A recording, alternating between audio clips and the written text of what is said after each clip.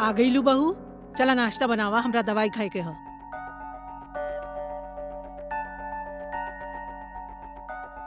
अपेक्षा, अरे ऐसे झटका मारा ताड़ू जैसे करंट लग गई हो। चला जल्दी नाश्ता बनावा, हमरा दवाई खाए के ह। चला जल्दी करा।